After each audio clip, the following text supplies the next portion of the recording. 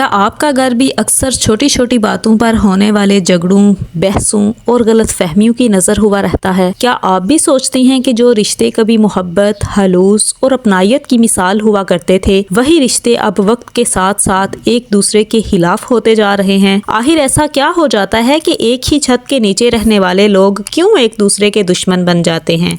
बातचीत कम हो जाती है और दिलों में शिकायत ज्यादा हो जाती हैं। खामोशी दिलों में नफरत क्यों पैदा कर देती है? अगर आप भी चाहती हैं कि आपका घर सिर्फ दीवारों का मजमुआ न रहे बल्कि सुकून, समझदारी, बर्दाश्त और मोहब्बत का गहवारा बन जाए, तो ये वीडियो आपके लिए है। और अगर आप चाहती हैं कि रिश्तों में तलही की जगह नरमी और एतमाद आ जाए, तो आज की ये वीडियो खास तौर पर इन्हीं खवातीन के लिए है। आज की इस वीडियो में आप सीखेंगे कि कैसे घर के माहौल को बेहतर बनाया जा सकता है और कैसे हमारी छोटी छोटी आदतों से घर का सुकून वापस आ सकता है। अस्सलाम वालेकुम, this is Aqsa and you are listening अक्सा's life talk. I hope you all are doing great by the grace of अल्लाह। अल्हम्दुलिल्लाह, मैं बिल्कुल ठीक ठाक हूँ और अल्लाह के फजलो करम से हैरियत से हूँ। देखिए, अपने घर में ना झगड़ों के वक्त जो सबसे पहली आदत आपने अपनानी है ना, वो है खामोशी, मगर समझदारी वाली खामोशी। देखिए, खामोशी ना मसले का मुकम्मल हल नहीं होती, लेकिन अक्सर ये पहला और सबसे जरूरी कदम जरूर होता है। जब आपको लगे ना कि सामने वाला बंदा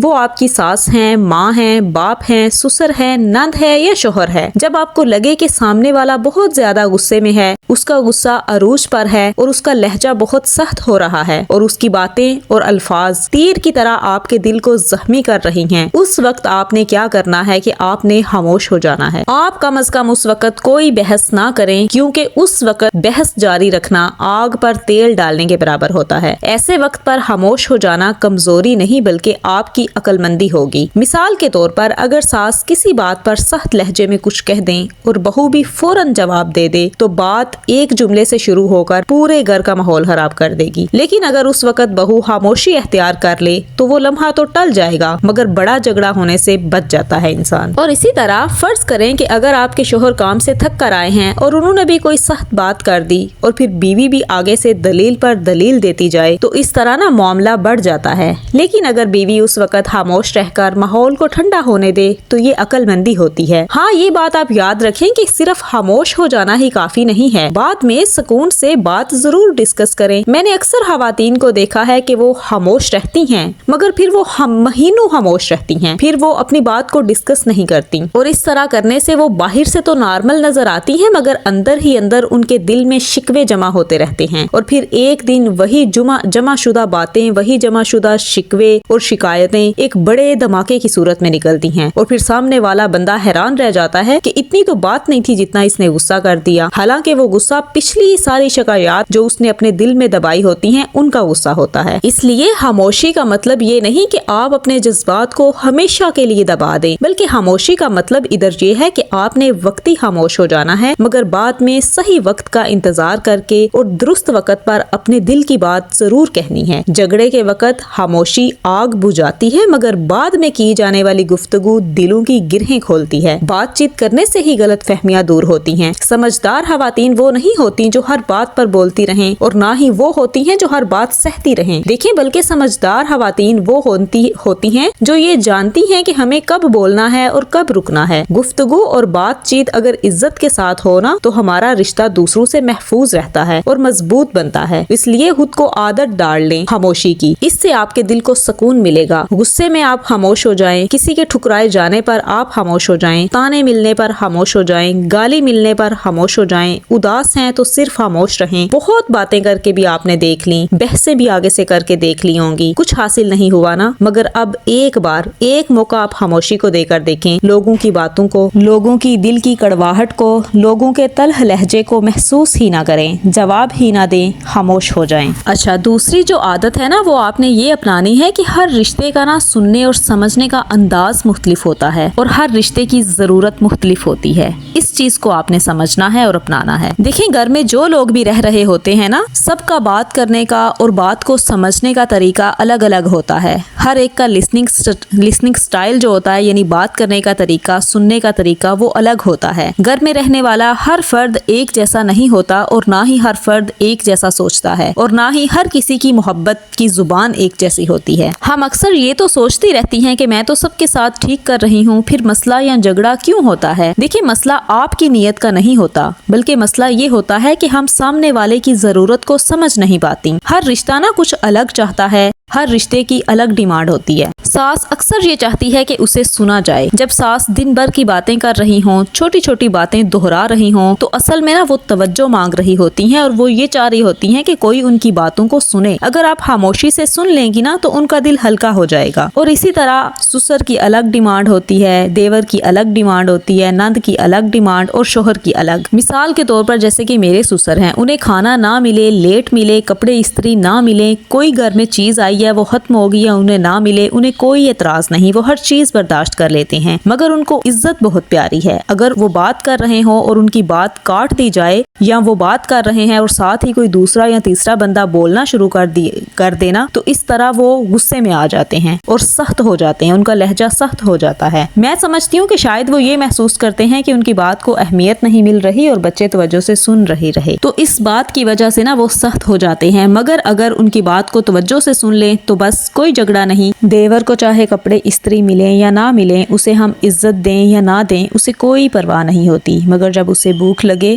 اور کھانا نہ ملے تو وہ جھگڑا کرنے لگتا ہے اپنی بہنوں سے۔ مطلب کہ اس کی جو سب سے اہم ضرورت ہے وہ بھوک لگنے پر کھانا ہے، کھانا نہ ملنے پر جھگڑا شروع ہو جاتا ہے۔ اسی طرح سے اگر ہم خواتین یہ سمجھ لیں نا کہ ہر رشتے کی ضرورت مختلف ہے، ہر رشتے کی ڈیمانڈ الگ ہے، اور سمجھ کے اس ڈیمانڈ کو پورا کر دیں، تو آدھے جھگڑے شروع ہونے سے پہلے ہی ختم ہو جاتے ہیں، بلکہ میں تو کہتی ہوں شروع ہی نہیں ہوتے۔ اکثر لڑائی اس لیے نہیں ہوتی کہ محبت نہیں رہی، بلکہ اس لیے ہوتی ہے کہ صحیح ڈیمانڈ یا صحیح ضرورت نہیں پوری ہو رہی ہوتی۔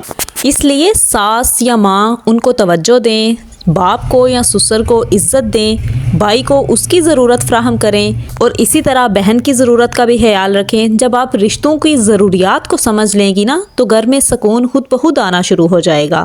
اچھا، چوتھی بات اور چوتھی ٹرک جو آپ نے اپنانی ہے وہ یہ ہے کہ الزام نہیں لگائیں بلکہ احساس کے ساتھ بات کریں۔ دیکھیں، اکثر جھگڑے نا کسی بڑی وجہ سے نہیں ہوتے بلکہ آپ کے بات کرنے کے انداز سے شروع ہوتے ہیں۔ لڑائی ہمیشہ شروع ہی ایسے ہوتی ہے، تم ہمیشہ ایسے کرتی ہو، تم نے کبھی میری بات سنی ہی نہیں، تمہیں تو بس اپنی ہی فکر رہتی ہے۔ یہ جملے نا الزام لگانے والے ہوتے ہیں۔ جب ہم ایسے جملے بولتی ہیں نا تو سامنے والا پھر مزید بگڑ جاتا ہے اور ڈیٹھ بن جاتا ہے۔ اس لیے آپ الزام والے جملے استعمال نہ کیا کریں بلکہ احساس والے جملے بولا کریں۔ مثال کے طور پر آپ ایسے بول سکتی ہیں کہ مجھے دکھ ہوتا ہے جب میری بات نہیں سنی جاتی۔ فرض کریں آپ کے شوہر موبائل میں مصروف ہیں اور آپ بات کر رہی ہیں، تو آپ اس وقت یہ مت بولیں کہ آپ کو تو بس موبائل سے ہی فرصت نہیں۔ یہ الزام والا جملہ ہے، بلکہ آپ یوں بولے، میں جب بھی بات کرتی ہوں اور آپ جواب نہیں دیتے تو میں محسوس کرتی ہوں جیسے میں خود سے بات کر رہی ہوں۔ یہ احساس پیدا کرنے والا جملہ ہے۔ اس طرح آپ کے شوہر کے دل میں احساس بھی پیدا ہوگا اور ایک دفعہ وہ آنکھیں اٹھا کے آپ کی طرف دیکھنے پر مجبور ضرور ہو جائیں گے۔ اسی طرح ساس یا نند سے کوئی بات ہو جائے تو ایسا ہرگز نہ کہیں کہ آپ ہمیشہ مجھے ہی غلط سمجھتی ہیں، اس سے ماحول جو ہے وہ مزید خراب ہوتا ہے، بلکہ آپ یوں کہیں، میری بات کا مطلب کچھ اور لیا جاتا ہے تو مجھے دکھ ہوتا ہے۔ اس سے بات نہ ذرا نرم ہو جاتی ہے۔ ہم خواتین کا مسئلہ ہی یہ ہے کہ ہم مسئلہ حل کرنے پر توجہ کم دیتی ہیں بلکہ ہم خود کو درست ثابت کرنے پر توجہ دیتی رہتی ہیں۔ دیکھیں، الزام جو ہوتا ہے نا، یا الزام والا جملہ، وہ اگلے بندے کی انا یعنی ایگو کو جگاتا ہے، مگر احساس والے جملے اگلے بندے کے دل کو جگا دیتے ہیں۔ الزام لڑائی بڑھاتا ہے مگر احساس رشتہ بچاتا ہے۔ ہمارا لہجہ مسئلہ بناتا بھی ہے اور حل بھی کرتا ہے۔ سمجھدار خواتین وہ ہوتی ہیں جو سچ بھی کہیں مگر ایسے انداز میں کہ کسی کا دل بھی نہ ٹوٹے۔ نبی کریم صلی اللہ علیہ وسلم نے فرمایا، مومن آپس میں ایک جسم کی مانند ہیں، اگر ایک جسم کا ایک حصہ تکلیف میں ہونا تو پورا جسم بے چین ہو جاتا ہے، یعنی پورا جسم اس کی درد محسوس کرتا ہے۔ اسی طرح نا خاندان بھی ایک جسم کی طرح ہوتا ہے، اگر ایک فرد دکھی ہو، ناراض ہو یا ٹوٹ جائے تو اس کا اثر پورے گھر پر پڑتا ہے۔ اگر ماں یا ساس دکھی ہوں گی تو گھر میں برکت کی کمی محسوس ہوگی، باپ یا آپ کے سسر پریشان ہوں گے تو گھر کا ماحول بوجھل ہو جائے گا، اور اسی طرح اگر بہن بھائیوں کے دل میں رنجش ہوگی تو پورے گھر میں خاموشی پھیل جاتی ہے۔ قرآن میں بھی تو بار بار ہمیں معافی، درگزر اور صبر کی ہی تعلیم دی گئی ہے نا۔ اللہ کو بھی وہ بندہ پسند ہے جو تعلق جوڑنے والا ہو، نہ کہ توڑنے والا۔ اپنے گھر کو صرف رہنے کی جگہ نہ بنائیں بلکہ اسے سکون کی جگہ بنائیں. اسے ایسا گھر بنائیں جہاں باتیں زبان سے نہیں بلکہ دل سے نکلیں, جہاں فیصلے غصے میں نہیں بلکہ سمجھداری سے بیٹھ کر کیے جائیں, اور جہاں جھگڑے بڑھنے سے پہلے ہی ختم کر دیے جائیں. گھر خود بہت پرسکون نہیں بنتا بلکہ اسے بنایا جاتا ہے. اگر آپ واقعی سکون چاہتی ہیں نا, آپ چاہتی ہیں کہ آپ کے بچے ایک محفوظ اور محبت بھرا ماحول دیکھیں, اور اگر آپ چاہتی ہیں کہ رشتے مضبوط ہوں, تو آج سے ہی ان باتوں کو اپنی زندگی میں شامل کر لیں. دیکھیں, سکون کسی ایک انسان کی ذمہ داری نہیں ہوتا, مگر پہل ہمیشہ ایک انسان ہی کرتا ہے, اور وہ پہلا انسان آپ بھی ہو سکتی ہیں. آخر میں اللہ عز و جل سے دعا ہے کہ اللہ ہمارے دلوں سے انا, ضد اور غلط فہمیاں دور فرما دے. اے اللہ, ہمارے گھروں کو جھگڑوں کا نہیں بلکہ رحمتوں کا مرکز بنا دے. ہماری زبانوں کو نرم کر دے اور ہمارے لہجوں کو دوسروں کے لیے میٹھا بنا دے. If you like this video, please subscribe to my channel and share it with your friends and family members. Maybe this small message can change someone's life. See you in the next video, inshallah. Till then, stay happy and stay positive.